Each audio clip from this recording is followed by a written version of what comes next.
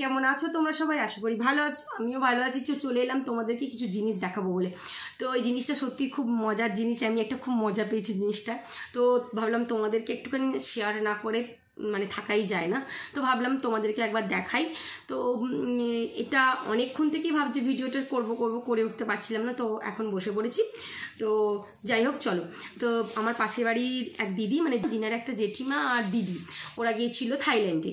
তো থাইল্যান্ডে হচ্ছে ওই জিনা যে দিদি কথা বলছি, ওই দিদি খুব ভালো নাচে। তো খুব ভালো নাচে, সেই জন্য নাচের কম্পিটিশানে গিয়েছিল। তো ওখানে গিয়েছিল, তো বেশ ভালো জায়গায় নাচতে গিয়েছিল, ভালো পুরস্কার পেয়েছে। ও খুব ভালো নাচেও, ও খুব ভালো নাচে। আর ওর নাচের ভিডিও আমি আমার চ্যানেলে একটা দিয়েছি, দেখবে তোমরা শর্টসে। খুব ভালো নাচে, তো আমার তো খুবই ভালো লাগে। আর ও কোথাও গেছে নাচতে, সেটা শুনেই তো আমাদের একটা আনন্দ। বেশ থাইল্যান্ডের মতন জায়গায় নাচতে গেছে বলে কথা।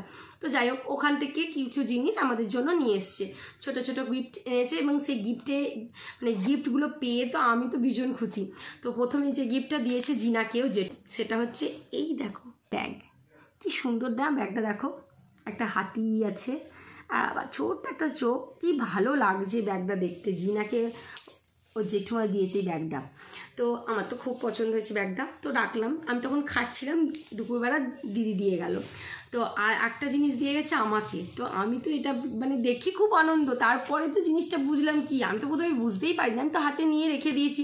তো জিনা স্কুল থেকে আসার পর আমি জিনিসটা বার করে দেখাই যে জিনা দেখ, জেঠুমা দিয়ে গেছে।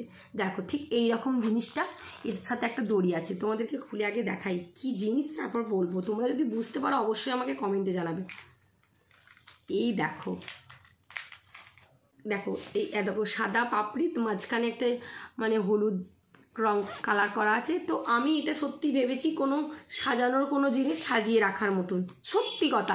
আমি কিন্তু তখনও একবারও ভাবিনি জিনিসটা কি। এরকম দড়ি আছে, হয়তো ঝোলানোর বা সাজিয়ে রাখার মতন জিনিস হয়তো। তবে হ্যাঁ, এটা আমি কিন্তু সাজিয়ে রাখবো, এটা আমি ইউজ করব না।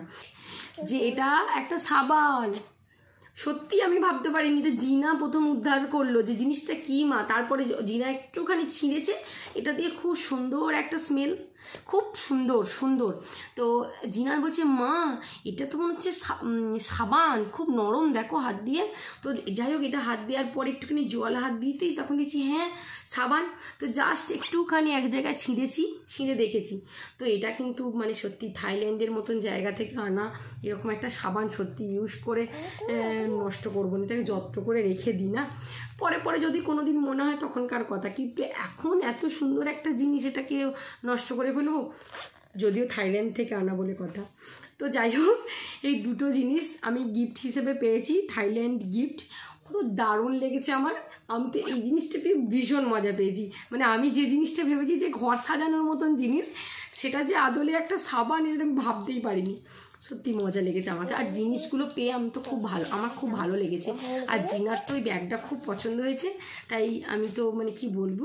তো তোমাদেরকে এগুলো দেখালে আমার মানে আমি ভেবেছিলাম যে তোমাদেরকে এগুলো দেখাই, তোমাদেরও ভালো লাগবে। আমার তো ভালো লেগেছি।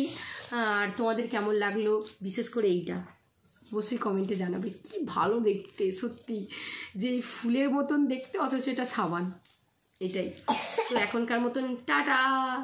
সবাই ভালো থাকবে, সুস্থ থাকবে, আমার সাথে থাকবে, আমার পাশে থাকবে।